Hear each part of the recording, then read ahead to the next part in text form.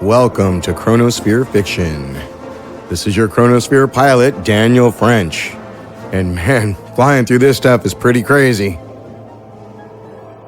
Hold on tight and listen good, because I'm taking you through part 2 of 3 of Conceived in Liberty. Let's dive right into it.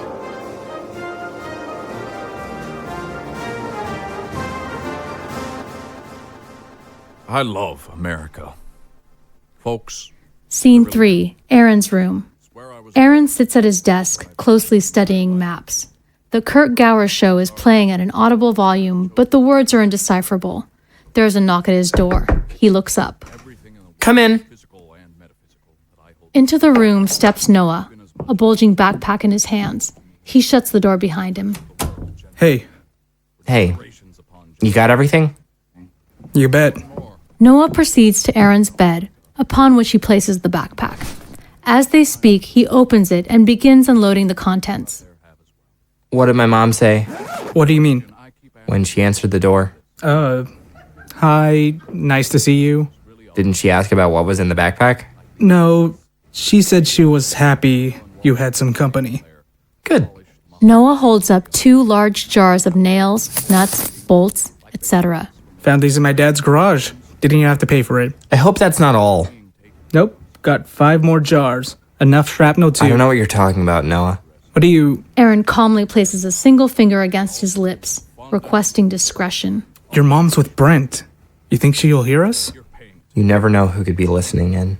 Listening in? Through phones, computers, anything. You've been listening to too much of that fascist blowhard. I've been listening to just enough. Now it's no secret I'm a devoted listener. That must be the hardest part of the whole thing, huh? Doing the right thing is never hard. If you say so. Don't know if I could keep up the act for so long. It's hardcore. Aaron stands and turns to Noah. It's necessary. Do you have the other stuff? Right here. From the backpack, Noah withdraws a couple packages of sizable fireworks. No trouble at the border? Of course not. Lead me on through. Noah hands a package to Aaron. The latter examines it. Great. Perfect. These will work. The other bits, In the mail, on the way. hope they get here on time. They will. Aaron, fireworks in hand, returns to his desk. Could have bought them in stores or something. Easier to trace that way. I could have bought them for you, gone to different places. They'd be booting in your door the day after. It's all gotta come back to me. Does it have to come back to you at all? Yes. And it will anyway. There's no such thing as a clean break. There's always something. Might take him a few days, though. You'll be alright? I'll be fine. Noah takes a seat on Aaron's bed. Anything else you need from me? Not today. I'll call you when I've got everything ready. Let you know where to put them, when, everything you have to do. Alright. You're brave for doing this, you know. Somebody's got to. The only thing necessary for the triumph of evil is for good men to do nothing. Howard Zinn, right? Kirk Gower. And that's one thing he's right about. Do you think one day they'll understand? The people? They'll never know why it happened. But the means are just those. It's the end that matters. Do you think it's really necessary to hit our own people to get it through? Think. When you see terrorism on TV, who do you feel for? The bomber? Or the bombed? It's the only thing that makes sense. He turns back to his work. You can go now. I'll call you when I need you. Noah stands and exits the room, patting Aaron on the shoulder on his way. Once he is gone, Aaron removes one of the fireworks from its packaging and stands. He opens it up and sprinkles a touch of black powder into the palm of his hand. Blackout. Act 3, Scene 1. The illustrious television studio at which the Darcie Hour is recorded. Kirk and Lana sit across from one another, having a cordial conversation, while the crew busily readies for the broadcast. And so, it was at that point I really knew I was cut out for a career in journalism. When I saw that poor kid getting beaten Jim just for his George W. shirt. I've always been one to speak up for the small, the powerless. I'm an empathetic person, so I can't see oppression and tyranny without doing something about it. It makes me mad. What did you do about the boy? Well, first I tried to break it up like any decent person would do. Of course, I was outnumbered, up against a bunch of sixth graders, so I got my ass beat. But I got the teacher's attention. I also got a few good punches in there, too. You really are a born fighter, aren't you? Gotta be. It's a cutthroat field. Cutthroat world. It is. I remember my very first international assignment was covering the war in Syria. It was equal parts exciting and terrifying. My second day there, I was being escorted to a rebel stronghold in the west, and the vehicle ahead of us in the convoy hit an IED. Nobody in it survived. And later that day, during the interviews, I had to make a concerted effort not to shake. Intense. Have you ever had the chance to cover a war? I'm covering one now, aren't I? Sometimes it seems like it. And just you wait. Things in America, I find, have this tendency to get progressively crazier. People, too. Very true. Very true. Lana, we go live in 2? Ready? Always ready. Good. Not planning on giving me a hard time, are you? She grins. I think you can handle yourself. Oh, I can. Not gonna hurt my feelings. And don't worry, I'll take it easy on you. Wouldn't want them calling me a sexist for being mean to a girl. Thanks, Kirk. Very gentlemanly of you. But I can handle myself, too. Sure. I don't know, you seemed pretty, indignant when you reported on my coverage of the whole Porter scandal. Wasn't sure if I'd offended you or not.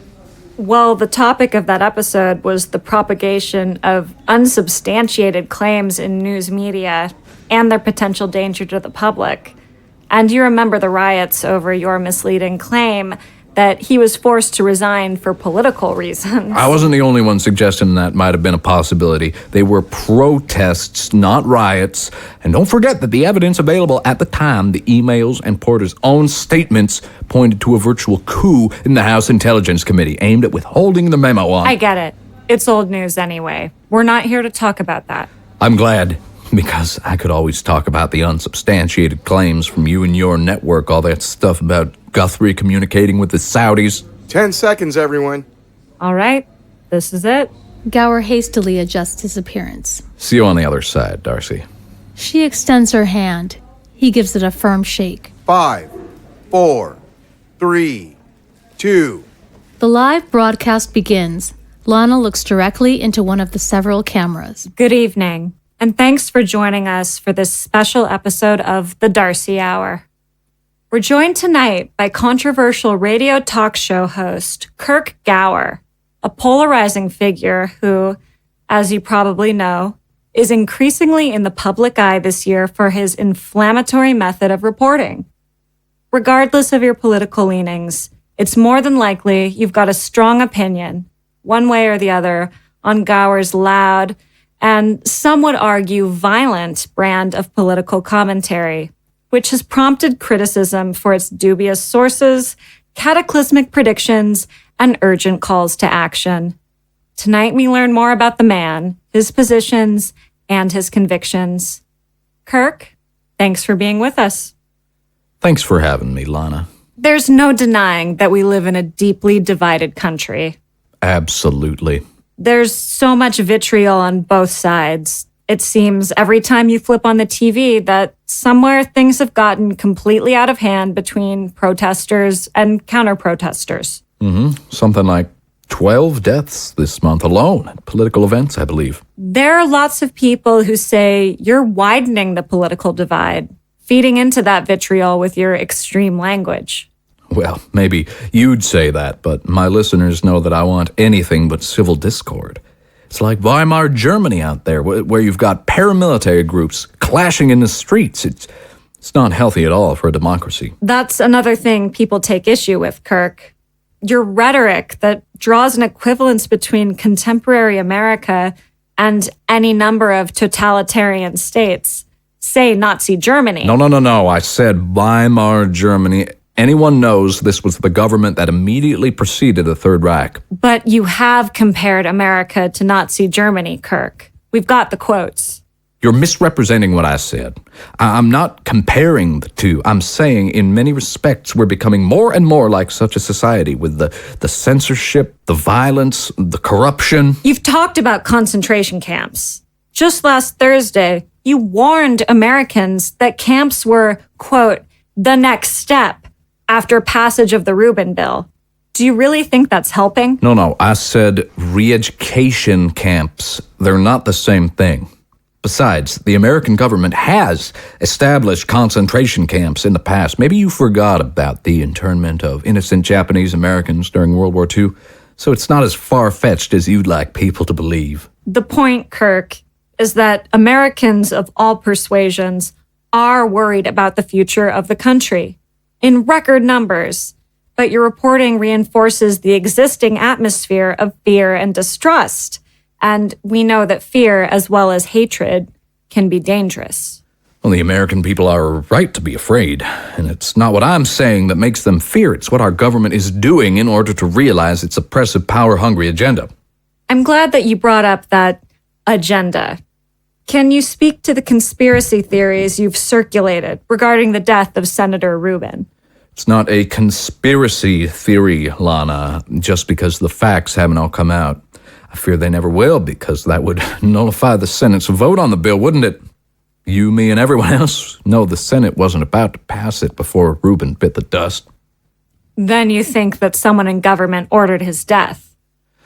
I don't know for sure what happened, Lana, but I know that the gunman can't tell us his motives, conveniently.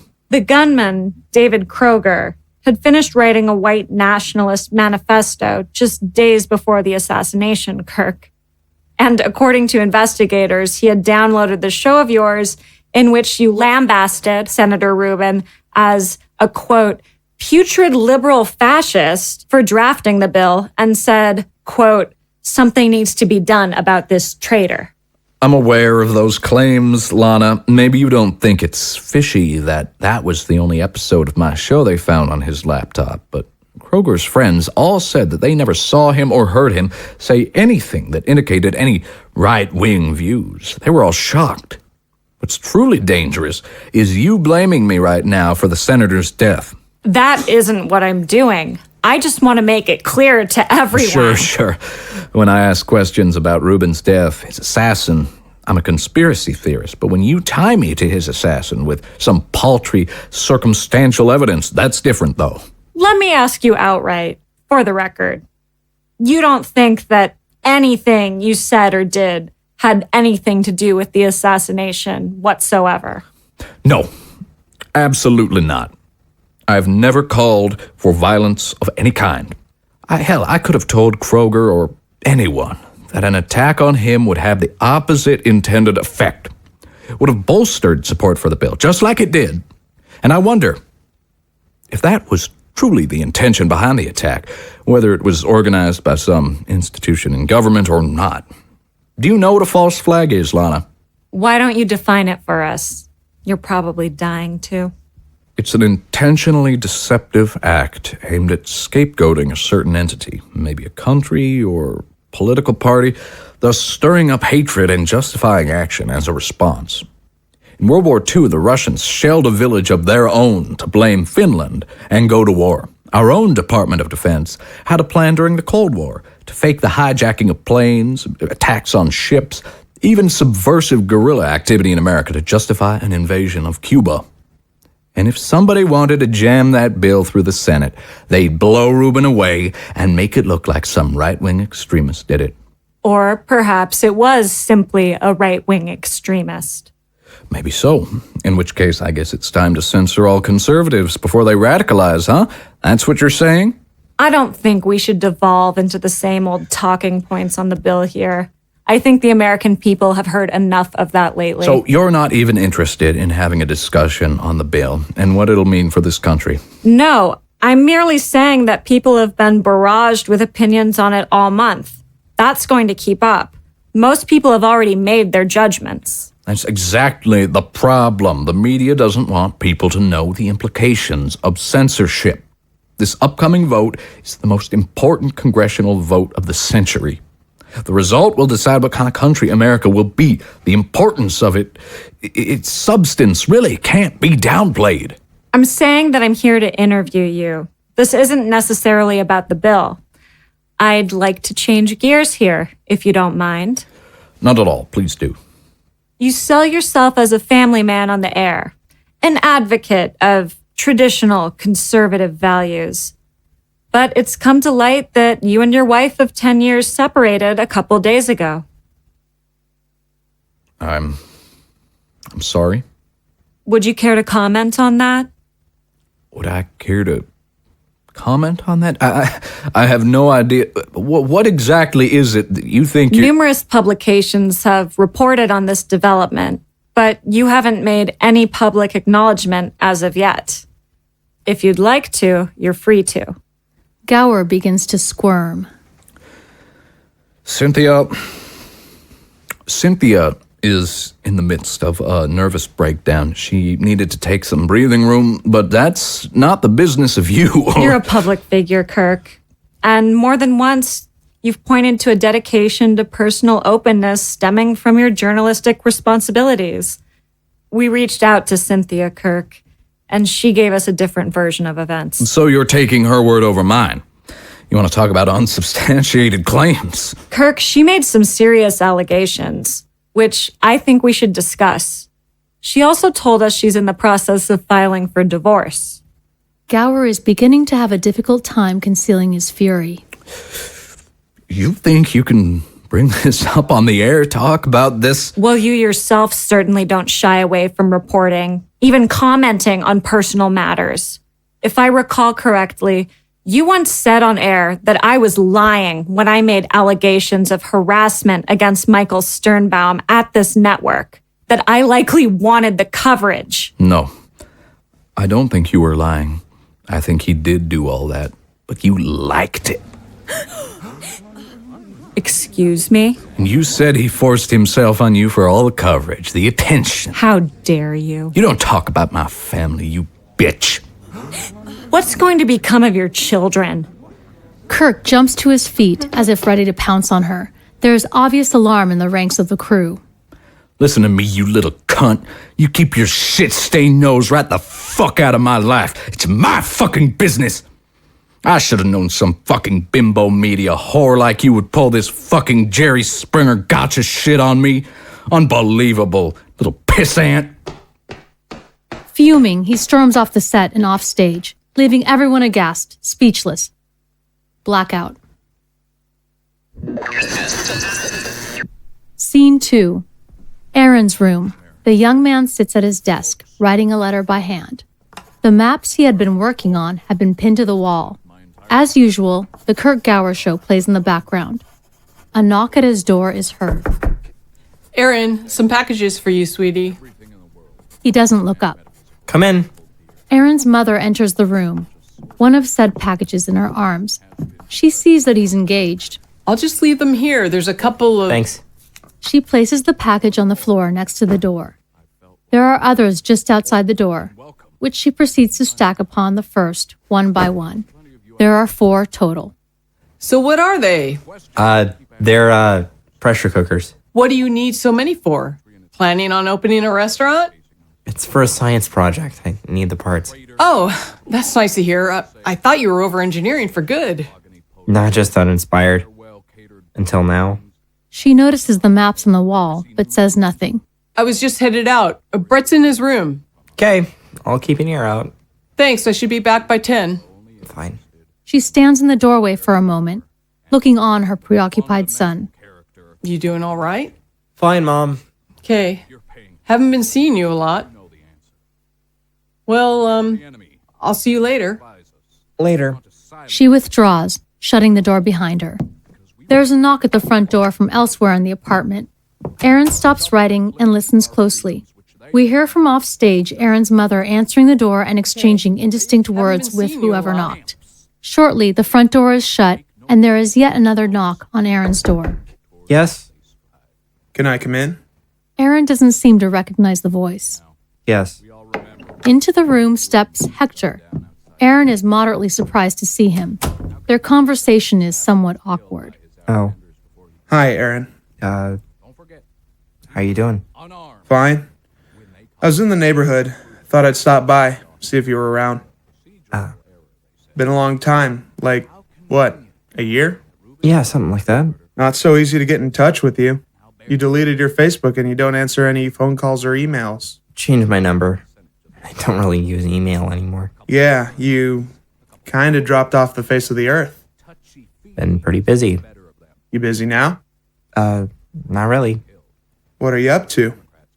Just writing my congressman. You should do it sometime. It's an important part of the democratic process. Yeah, Hector looks around the room. gone kind of minimalistic, huh? Modest, I'd say. Hector notices the maps. What are these for? They're maps of the city. I see that, but what are they for? I'm keeping track of all the protests over that bill. It's like a study I'm doing. Ah, still all about social justice? Guess so. Just not in the same way. Isn't that, what, Gower guy? The radio host? Uh-huh. You used to hate him. Used to.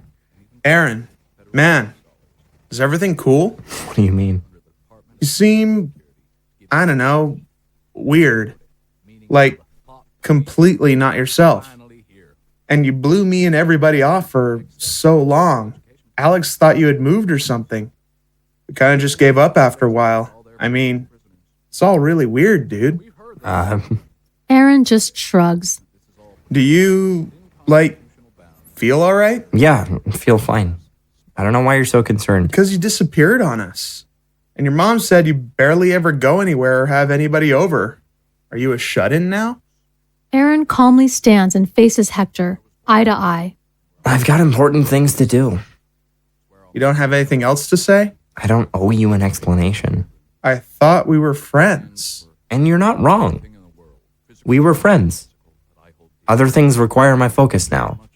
Things you don't understand. You don't understand great endeavors. Hector slowly shakes his head. You need help, man. You don't sound healthy. Aaron walks past Hector and shows him the door. I'm in control. What does that mean? There's nothing else to say, man. That's it? That's it. I'd appreciate it if you didn't come back. There is a brief silence. Aaron doesn't make eye contact with Hector. Sure, man. Bye. Hector exits the room. Aaron shuts the door. He stands there, pensive, as the front door is opened and shut. He slowly makes his way back to his seat at the desk. Eventually, he resumes his writing. Blackout.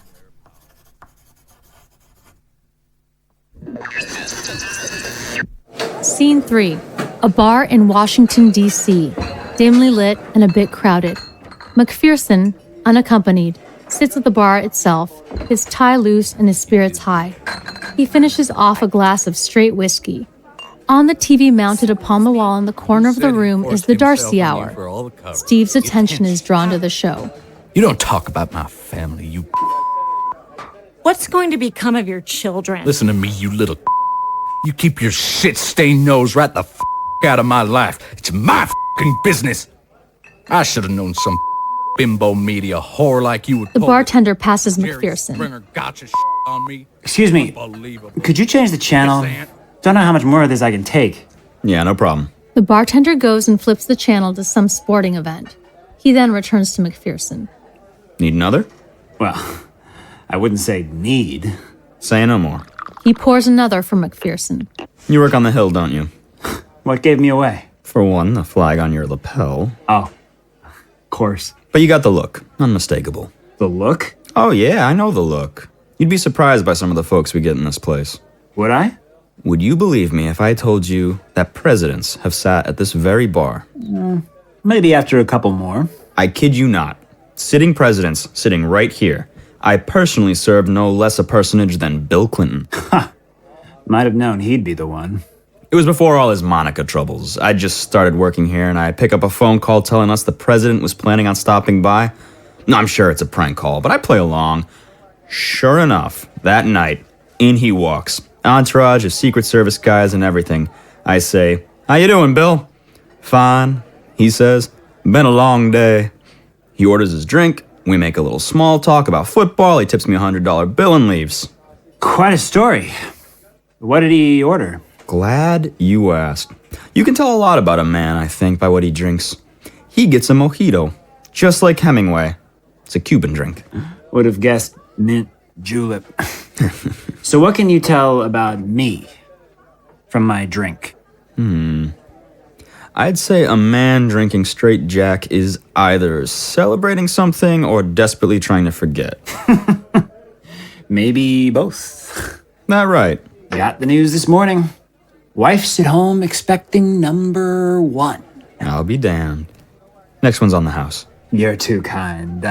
Loyd. Loyd. Steve, by the way. Pleasure. You a rep? Do you mean representative or Republican? Both, I'm guessing. Both, in fact. First term. Ah, newbie. So how's the town treating you? You know what, Loyd? Pretty damn well, I've got to say. It's a giving kind of town. Give and take. McPherson finishes his whiskey. I'll get you another. Much appreciated. I really think it's my kind of city, DC. This place values loyalty. And for the long haul? As long as they'll have me. Little loyalty can take you a long way. I know it. Already opening doors. Doing the career thing, though, it's a big commitment. I know. Oh, you will. You'll find out.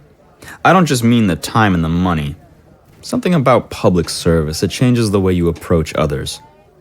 Can't be loyal to everyone at once. That's the thing. You got the party, your constituents, colleagues, the guys that get ahead, the ones that really know how to play the game, know when to kiss up and when to throw a guy under the bus. Only trick is not getting thrown under there yourself. Take my word for it. DC can chew you up and spit you out faster than Hollywood if you're not careful. Not careful? Sure. Say the wrong thing in front of the wrong person. That's all it takes sometimes. Hell, sometimes even your past comes back to bite you on the ass. Hope you never recorded yourself bragging about all the cheerleaders you bonked or the queers you pounded in high school. Think I'm safe there. That's good. Let me tell you, once you're a public liability, all those helping hands go away. All those doors they open for you, slammed right in your face. Come on, Loyd. Don't you have any faith in me? Faith is too often misplaced in DC. But I'm sure you'll do fine. Just one last word of advice. Lay it on me, Loyd. Know what your soul's worth when they ask you for it. McPherson smiles, raises his glass to Loyd, and takes another swig. The latter goes and attends to other patrons at the bar.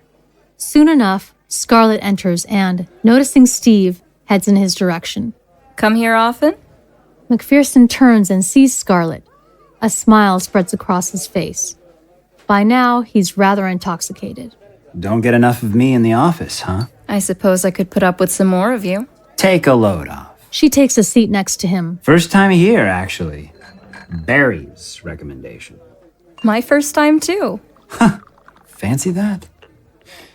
You sure you're not following me? Pretty sure? Well, I guess it must be fate then. I guess so. Loyd hovers over to them. Found a friend, Steve? She found me.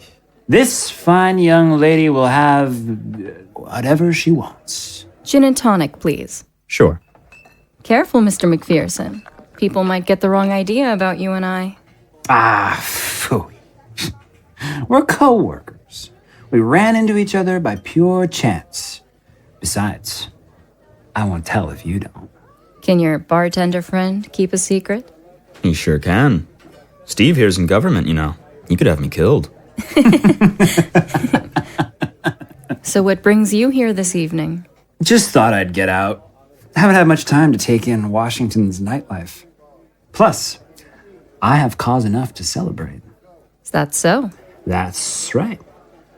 I, probably shouldn't tell you this. I definitely shouldn't tell you this. But I was told not long ago by somebody pretty important that after the big vote coming up, I might just be made chair of a brand new caucus by House leadership. Wow. Talk about a promotion. That, November's in the bag. I'm living large. So it would seem. Well, Here's to your conquests, and all the ones to come. Hey, you know, presidents have sat at this very bar. Oh, really? If you don't believe me, you can ask my bartender friend. He'll tell you all about it. I believe it. And who knows? Maybe there's a president sitting at this bar right now. Ambitious. I prefer to think of myself as persevering. Tread lightly. You never know where ambition's gonna take you. You certainly don't. Isn't that what makes it appealing? Absolutely. So what is it that brings you out here, Fate. Just like you said. Fate, huh? I just had dinner at this little Italian place a couple blocks over. Felt like taking a walk. The air feels nice tonight. As I stroll by this place, I feel drawn to it by some animal instinct. Isn't that weird? Unusual, maybe. Who are you dining with? Boyfriend? No, I don't have one. Was just by myself. Ah, that's too bad. Surprising. Why's that? Oh, nothing. I just think a lovely young lady like yourself, you know, going places in the world, could more or less have her pick. Flattered, she smiles. Going places, you say? Well, look, I'm a team player. I can take my staff with me. Where I go, you go. Scarlet takes a long, seductive sip from her drink. That's very nice of you. It's the least I can do. It's you that's going to be going places. Well, I think so. What can I say? I've always liked to be on top. Good. I like that. Steve finishes off his drink and flags down Loyd. Closing out my tab. You got it.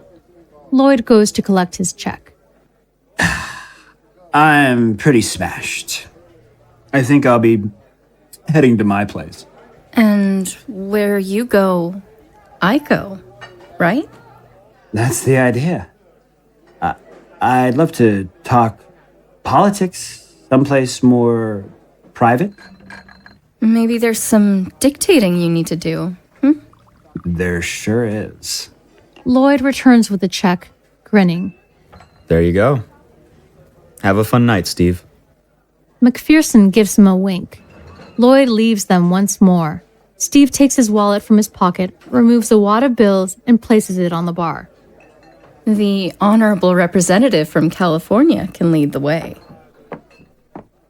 They leave the bar, Steve's hand on Scarlet's waist. Blackout.